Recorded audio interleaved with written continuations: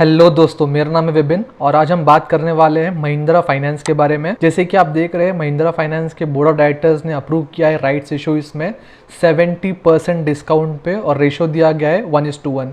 यानी कि अगर आपके पास एक शेयर है इस कंपनी के तो आपको एक एडिशनल शेयर मिल जाएंगे। और ये भी बहुत ज़्यादा डिस्काउंट पे दिया गया है, डीप डिस्काउंट ऑफ 70%, जो कि है 50 रुपीज़। अभी करंट मार्केट प्राइस इस शेयर का है 208 रुपीज़, जबकि आपको ये एक्स्ट्रा शेयर मिलेगा जस्ट 50 रुपीज़ में। तो ये काफ़ी ज़्यादा अट्रैक्टिव और काफ़ी ज़्यादा ल्यूक्रेटिव दिख रहा है, बट इसके पीछे बहुत बड़े कैलकुलेशंस है।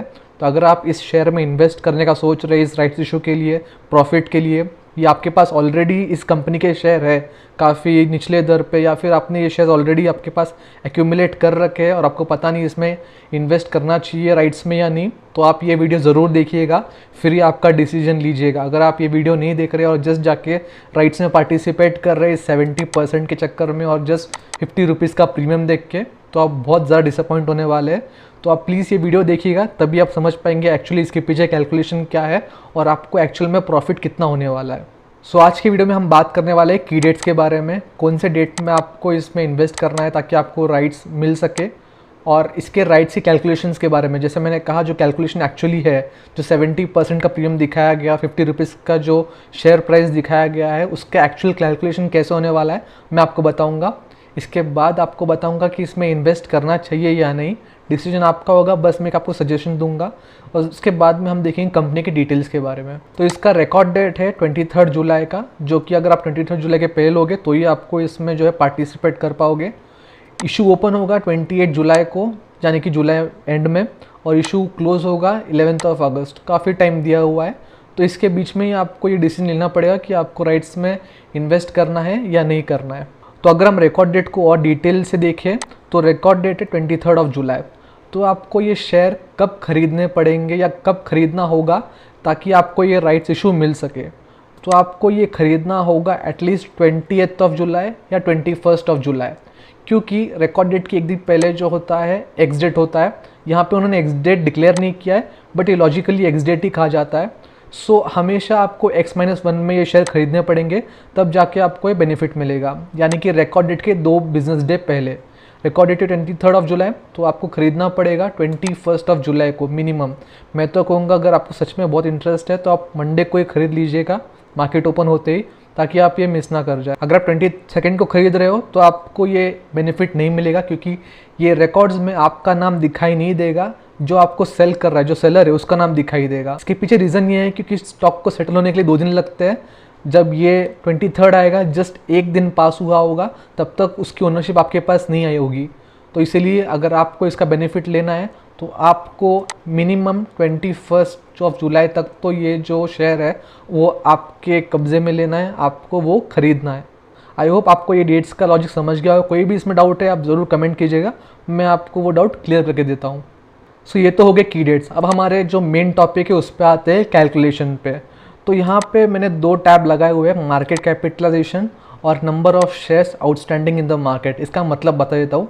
Number of shares outstanding in the market मतलब मार्केट में कितने शेयर आउटस्टैंडिंग, जैसे करोड़ों शेयर मार्केट में ऑलरेडी है तो उनका कैलकुलेशन हमें करना है और मार्केट कैपिटलाइजेशन हमें देखना है। तो यहाँ पे मैंने बहुत ही छोटे नंबर लिए हैं ताकि हमारे कैलकुलेशन में ईजी हो। अगर आपको एक्चुअल नंबर जानना तो मैंने डिस्क्रिप्शन में एक्चुअल नंबर डाले हुए हैं, तो आप वहाँ से देख सकते हैं। किसी को नहीं पता कि मार्केट कैपिटलाइजेशन क्या होता है, तो मार्केट कैपिटलाइजेशन का मतलब होता है जितने शेयर मार्केट में ट्रेड हो रहे हैं, total number of share into price of single share. यानी कि समझिएगा एक कंपनी के अगर 100 करोड़ शेयर मार्केट में ट्रेड हो रहे हैं तो वो 100 करोड़ की क्वांटिटी इनटू अभी करंट प्राइस क्या चल रहा है उस शेयर का, वो होगा मार्केट कैपिटलाइजेशन उस शेयर का या उस कंपनी का। तो ये दिन ब दिन चेंज होते रहता है, हर घंटे के बेसिस पे चेंज होते रहता है। अगर आप न्यूज़ में देखोगे तो आपको रोज़ ये न्यूज़ आती है कि Mukesh Ambani number 6 richest man बने, नंबर 7 बने, नंबर 8 बने, नंबर 10 पे आए। उसका रीज़न ये है कि वो रोज़ ऊपर नीचे हो रहे हैं, क्योंकि उनके जो मार्केट कैपिटलाइजेशन है वो रोज़ चेंज हो रही है। जितना वो स्टॉक का प्राइस ऊपर नीचे होता है उतनी उनकी वेल्थ जो है, उनका जो टोटल कैपिटल है वो भी बदलते जाता है। तो ये मार्केट कैपिटलाइजेशन हमेशा बदलते रहता है, क्योंकि जो शेयर की वैल्यू है वो हमेशा चेंज होती रहती है। आई बिलीव आपको ये समझ गया होगा। अब आते हैं हमारे टॉपिक पे। तो सबसे पहले राइट्स इशू का मतलब क्या है मैं आपको बताता हूँ। राइट्स इशू का मतलब है अगर मेरे पास 10 शेयर है किसी कंपनी के और कंपनी बोल रही है कि मुझे 1:1 रेशो का वो राइट्स इशू दे रही है, यानी कि अगर मेरे पास 1 शेयर होंगे तो वो 1 और देगी, तो मेरे पास अगर 10 शेयर है तो मेरे को वो 10 शेयर और देगी उस बेसिस पे, क्योंकि 1:1 का रेशो है। तो इस केस में भी ऐसी ही है, 1:1 का रेशो है। तो अगर मेरे पास 10 शेयर है तो मुझे कंपनी और 10 देगी। अगर मेरे पास 100 शेयर है कंपनी और 100 देगी। अगर मेरे पास 1000 है तो कंपनी और 1000 देगी। तो आप ये कैलकुलेशन समझ गए होंगे। तो यहाँ पे मैंने कंसिडर किया है इस कंपनी के बस 10 शेयर है मार्केट में। So old total number of share is equal to 10, और जो प्राइस पे वो शेयर अभी ट्रेड हो रहे हैं तो मैंने एक्चुअल प्राइस लिया है 208 का। जो एक्चुअली महिंद्रा फाइनेंस अभी ट्रेड हो रहा है उसी शेयर का मैंने प्राइस लिया है 208 का। तो उसकी मार्केट कैपिटलाइजेशन आती है 2080 की, 2080, यानी कि 10 शेयर इंटू अभी जो प्राइस चल रहा है मार्केट में इस शेयर का वो हुआ 2080, 2080। ओके, अभी जो राइट्स के बाद जो शेयर आने वाले हैं मार्केट में उसकी बात करते हैं। तो new total number of share, क्योंकि मार्केट में अभी बस 10 शेयर है तो अगर वो 1:1 का रेशो दे रहे हैं, एक शेयर पे एक शेयर दे रहे हैं, तो यानी 10 शेयर अगर मार्केट में है तो उस पर 10 शेयर ही आएंगे। तो यहाँ पे भी हम 10 ले रहे हैं। So new total number of share is equal to 10, और जो प्राइस वो कोट कर रहे हैं 50 रुपीज़। तो मैंने प्राइस वही रखी है, बस मैंने शेयर की क्वांटिटी बहुत ज़्यादा कम कर दी है हमारे कैलकुलेशन के लिए। तो जो प्राइस पर शेयर है वो 50 है, तो 10 इंटू 50 यहाँ पे 500 हुआ। तो अब आते हैं टोटल नंबर ऑफ शेयर के पास। तो जो पहले शेयर मार्केट में अवेलेबल थे और राइट्स के बाद जो नए शेयर आए हैं उनके बाद इनकी जो टोटल होती है वो होती है 20। तो old number of share plus new number of share is equal to 20। यहाँ पे 10 प्लस 10 20। तो मार्केट में अभी महिंद्रा फाइनेंस के 20 शेयर ट्रेड हो रहे हैं, ओनली 20। हम यहाँ पे जैसे मैंने कहा बहुत सिंपल कैलकुलेशन ले रहे हैं, इसलिए मैंने बहुत छोटा फिगर लिया है यहाँ। और इसकी मार्केट कैपिटलाइजेशन होगी 2580 की।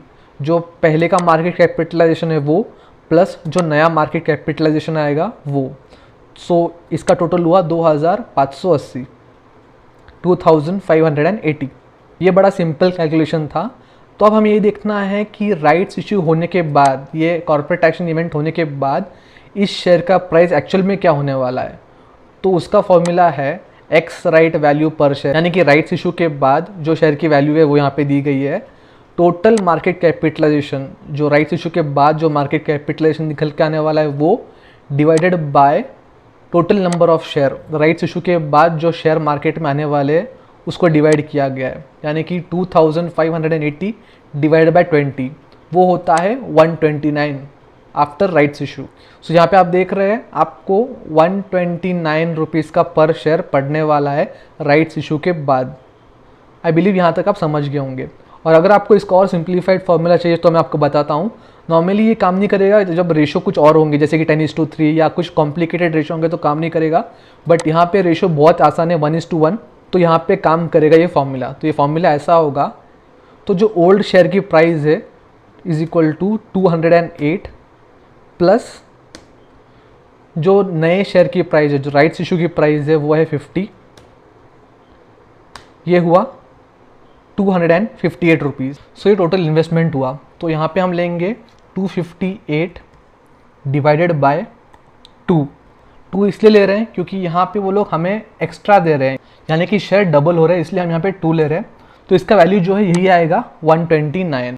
तो अगर कल ये शेयर की वैल्यू 208 की जगह गैप अप ओपनिंग दे रही है और समझिएगा 230 या 240 तक भी जा रहा है, ये इतना जाएगा नहीं, समझिए 220 पकड़ रहे हैं हम, 220 जा रहा है तो भी ये हमारा फॉर्मूला काम करने वाला है, इज इक्वल टू 220 प्लस जो शेयर की वैल्यू है, जो राइट्स इशू की वैल्यू है वो कांस्टेंट रहने वाली है, वो बदलेगी नहीं, प्लस 50 इज इक्वल टू 270। तो is equal to 270 divided by 2, 135 होगी इसकी लिस्टिंग प्राइस राइट्स इशू के बाद। तो हम ये तो समझ गए लिस्टिंग के बाद इस चीज़ का प्राइस क्या होने वाला है। तो हमें अभी ये देखना है कि ये लेना कितना प्रॉफिटेबल रहेगा हमारे लिए। तो उसके लिए हम यहाँ पे और वापस वही कैलकुलेशन देखते हैं। हमने जो पहले शेयर खरीदे हैं वो है 208 रुपये में, और उसके बाद हमने राइट्स के जो शेयर खरीदे हैं वो है 50 रुपये में। तो इनका टोटल इन्वेस्टमेंट हुआ 258 रुपीज़, यानी कि हमने 258 रुपीज़ खर्च किए 2 शेयर खरीदने के लिए। क्योंकि आप देख रहे हो यहाँ पे राइट सेम चीज़, 208 को हमने जो है ओरिजिनल शेयर खरीदा और राइट्स हमने खरीदा 50 रुपये में, तो टोटल इसका आया 258 रुपीज़। सो अगर हम 258 रुपीज़ इन्वेस्ट कर रहे हैं और अगर हमें इसको डिवाइड कर रहे हैं तो ये 129 ही आ रहा है जो लिस्टिंग प्राइस है। तो इसका मतलब return is equal to investment. हम जो इन्वेस्ट कर रहे हैं हमें आगे जाके वही मिलने वाला है, उसमें कोई चेंज नहीं होगा। बल्कि ये हो सकता है कि आगे जाके ये प्राइस और थोड़ा गिरे, बिकॉज नॉर्मली होता ये है कि कॉर्पोरेट एक्शन के बाद ये प्राइजेस जो स्टॉक के हैं वो करेक्ट होते हैं, थोड़े गिर जाते हैं। तो रिकॉर्ड डेट के बाद ही जो है इस स्टॉक का प्राइस आप कम होते हुए देखोगे। सो कंक्लूजन ये है कि इसमें आपको ना प्रॉफिट होने वाला है ना लॉस होने वाला है, अगर आप इस प्राइस में इस पे शेयर का राइट्स ले रहे हो तो आप बस 70% या 50 रुपये देख के इसके पीछे मत भागिएगा। आप सोचिएगा, अगर आपको लेना है तो ज़रूर ले सकते हैं। जैसे कि मैंने कहा, return is equal to investment है, लॉस नहीं है। बट चांसेस ये होते हैं, जैसे मैंने कहा कि कॉर्पोरेट एक्शन के बाद शायद ये प्राइस इसका गिर जाए, क्योंकि लोगों ने ऑलरेडी बहुत ज़्यादा प्राइस चढ़ा दिया होगा कॉर्पोरेट एक्शन के आने तक। क्योंकि 70% दिख रहा है तो मेजॉरिटी लोग जो है इसके पीछे भागेंगे, तो ऑलरेडी शेयर्स के प्राइस काफ़ी चढ़े होंगे। तो जैसे ही ये करेक्शन आएगा काफ़ी ज़्यादा गिरेगा, तो आप सोच के कीजिएगा आपका डिसीजन। ये तो हो गया उन लोगों के लिए जो नया इन्वेस्ट इसमें करना चाह रहे हैं ये कॉर्पोरेट एक्शन के लिए। अब उन लोगों की बात करते हैं जिनके पास ऑलरेडी ये शेयर्स है। समझिएगा, अभी मैं इस कंपनी में ऑलरेडी 10 शेयर होल्ड कर रहा हूँ एक 150 के प्राइस पे। तो जब समझिएगा ये कॉर्पोरेट एक्शन आया और मैं इसमें पार्ट नहीं लेना चाह रहा हूँ, तो ये मेरी मर्जी है, मैं इसको नहीं लेता हूँ, छोड़ देता हूँ। फिर भी मेरे को जो है इसका प्राइस करेक्ट होके 129 तक आने वाला है, जो मार्केट करेक्शन है। जो सबके लिए प्राइस है वो मेरे लिए भी आएगा, और मेरे प्राइस जो है शेयर का डायरेक्टली 150 से 129 पे आ जाएगा। 129 जो भी होगा उस टाइम पे इसका करंट वैल्यू उस पर डिपेंड करेगा। 129 में जस्ट एक यहाँ के बेसिस पर, यहाँ की कैलकुलेशन के बेसिस से बता रहा हूँ। बोलने का मतलब ये है कि आपका जो शेयर है ऑलरेडी आप जो होल्ड कर रहे हो उसकी वैल्यू बहुत कम होने वाली है। तो अगर आप राइट्स में इन्वेस्ट करना चाह रहे हो तो आप कर लीजिएगा, आपके लिए बेहतर होगा। आपको एटलीस्ट एक्स्ट्रा शेयर तो मिलेंगे, ताकि आपका जो लॉस जो है या फिर जो लिस्टिंग प्राइस है वो आपकी जो करंट होल्डिंग है उससे मैच करे। और अगर आप इस पे इन्वेस्ट नहीं करना चाह रहे हैं, आपके पास फंड्स नहीं है, आपके पास उतने पैसे नहीं है इस राइट्स में इन्वेस्ट करने के लिए, तो आप 21 तक इस शेयर को बेच दीजिएगा, ताकि आपको अच्छा खासा प्रॉफिट तो हो जाए। बिकॉज इन 2 दिनों में शायद इस शेयर की प्राइस बहुत ज़्यादा छोटा हो सकती है। तो आप ये मौका देख के आप शेयर बेच दीजिए, आपको प्रॉफिट मिलेगा। बट अगर आप राइट्स में पार्ट नहीं ले रहे हो तो आप बहुत बड़े लॉस में जाओगे, आपका जो एक्चुअल वैल्यूएशन है स्टॉक का बहुत ज़्यादा नीचे जा सकता है। सो आई होप आपको ये कैलकुलेशन समझ गए होंगे, थोड़े कॉम्प्लेक्स थे। आप ये वीडियो को रिवाइंड करके देखिएगा, तब जाके आपको समझेगा। और प्लीज़ इस वीडियो को लोगों के साथ शेयर कीजिएगा जो आपके सर्कल में है, जो आपको जानते हैं, जो इसमें इंटरेस्टेड हैं, जो ये खरीदना चाहते हैं या जो खरीदने की बात कर रहे थे, ताकि एटलीस्ट उनको क्लैरिटी हो। खरीद सकते हैं, कोई बात नहीं है, बट उनको ये चीज़ें पता होनी चाहिए खरीदने के पहले। सो बहुत से लोगों को ये सारी चीज़ें पता नहीं होती है, वो जस्ट 70% और 50 रुपीज़ के प्रीमियम के पीछे ये शेयर खरीदते हैं, और जिस दिन लिस्टिंग होती है राइट्स इशू के बाद उस दिन वो बहुत ज़्यादा पछताते हैं। तो ऐसे पछताने की नौबत ना है, इसलिए आप प्लीज़ इस वीडियो को दोबारा देखिए। कोई कैलकुलेशन आपको समझ में नहीं आए होंगे तो आप कमेंट भी कर सकते हैं मुझे कमेंट सेक्शन में, आपको कुछ अगर डाउट है इसमें। और तो अंडरराइटर की बात करें तो इस राइट्स इशू के लिए बहुत बड़े बड़े कंपनीज़ को, बहुत बड़े बड़े बैंक्स को इन्होंने अंडरराइटर अपॉइंट किया, जैसे Kotak Mahindra capital, Axis capital, to manage its propose rights issue set to people aware of the development. यानी कि कोटक महिंद्रा और एक्सिस कैपिटल को इन्होंने अपना अंडरराइटर अपॉइंट किया। अगर किसी को पता नहीं तो अंडरराइटर का मतलब ये होता है कि जब कोई IPO आता है, FPO आता है या ऐसे राइट्स इशू आते हैं, तो वो कंपनी खुद मैनेज नहीं करती है, वो बाहर से बड़े बैंक्स को, बड़े इंस्टीट्यूशन को अपॉइंट करती है, वो ये सारी चीज़ें मैनेज करते हैं। और अगर कोई पार्ट अनसब्सक्राइब रह जाता है, अगर समझिएगा राइट इशू सारा का सारा सब्सक्राइब नहीं हुआ, लोगों ने खरीदा नहीं, तो ये कैपिटल जो है, ये जो कंपनीज़ है, ये खुद ये खरीदने के लिए रेडी होती है, बट डिस्काउंटेड प्राइस पे। अभी हम कंपनी की थोड़ी डिटेल्स देख लेते हैं। कंपनी का मार्केट कैपिटलाइजेशन है 12,843 करोड़ का। करंट प्राइस चल रहा है 207.90, जैसे कि मैंने कहा 208 के आसपास। 52 वीक हाई इसने बनाया है 403, और 52 वीक लो है इसका 125 पे। तो अभी ये जो ट्रेड हो रहा है इसका मिड वैल्यू है, ना ही ज़्यादा ऊपर ना ही ज़्यादा नीचे है। इसका प्राइस टू अर्निंग रेशो है 10.67, जो कि आई बिलीव एक गुड रेशो है, ज़्यादा भी हाइप नहीं है, ज़्यादा ओवरबॉट जोन में नहीं है ये। डिविडेंड यील्ड भी इसने काफ़ी अच्छा दिया है 1.92% का, मतलब डिविडेंड पेइंग स्टॉक है। अगर हम इसे कॉम्पिटिटिव कंपनी से कंपेयर करें तो इसका मार्केट कैपिटलाइजेशन काफ़ी ज़्यादा कम है एज़ कम्पेयर टू इसके बड़े बड़े कॉम्पिटिटर्स, बट इनका नाम भी बहुत बड़ा बड़ा है। Bajaj finance, HDFC AMC, Bajaj holdings, इन लोगों ने मार्केट बहुत ज़्यादा कैप्चर किया हुआ है, तो ऑब्वियसली इनके मार्केट कैपिटलाइजेशन काफ़ी ज़्यादा है। बट अगर इसका ROCE देखें, रिटर्न ऑफ कैपिटल एम्प्लॉयड, तो काफ़ी ज़्यादा अच्छा ROCE है इसका 11.64% का। जबकि आप देखोगे इसके बड़े बड़े जो कॉम्पिटिटर्स हैं उनके भी इतने ज़्यादा ROCE नहीं है। बजाज फाइनेंस का इसका आई बिलीव ऑलमोस्ट सेम ही है, तो ROCE अच्छा है। इसका ट्रेडिंग पैटर्न देखते हैं, तो यहाँ पे मैंने आपके सामने 1 साल का चार्ट लगाया हुआ है, मैं 3 साल के चार्ट पे लेता हूँ, थोड़ा और देख लेते हैं। ओके, सो ये 2017 से एक ही रेंज में काफ़ी मूव हो रहा था, ज़्यादा फ्लक्चुएशन था नहीं। सो 300-400 के रेंज में ट्रेड हो रहा था ये। फिर 2019 आते आते इसका जो है डाउन ट्रेंड शुरू हुआ, और अभी कोविड के चलते सारे फाइनेंस कंपनीज़ को अच्छा हिट बैठा है, तो इसने भी एक अच्छा हिट लिया है। फाइनेंस कंपनीज़ का एक्चुअली मेन इशू यही है, क्योंकि अभी कोविड है तो ज़्यादा मनी सर्कुलेशन है नहीं, तो ज़्यादा बिजनेस भी नहीं है, और बहुत सारे उनके पास बैड लोन्स और मोनेटोरियम के चलते काफ़ी हालत ख़राब है। सो फिर भी इसने इसके बाद अच्छा ट्रेंड शुरू किया है। सो एट लास्ट इसने क्लोजिंग दिया है 208 के आसपास।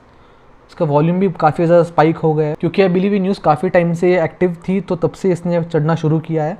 सो आई बिलीव कल ये अच्छा मार्केट में ओपनिंग देगा। आज है 20 जुलाई, यानी कि आज ही मार्केट शुरू हो जाएगा। मैं काफ़ी लेट ये वीडियो बना रहा हूँ। तो ये कंपनी की हालत मैं बोलूँगा न्यूट्रल है। अगर आप राइट्स इशू के लिए अगर इसमें इन्वेस्ट करना चाह रहे हो तो not a good decision, but अगर आप लॉन्ग टर्म स्कोप इसमें ले रहे हो तो शायद आप छोटा पार्ट इसमें इन्वेस्ट कर सकते हो।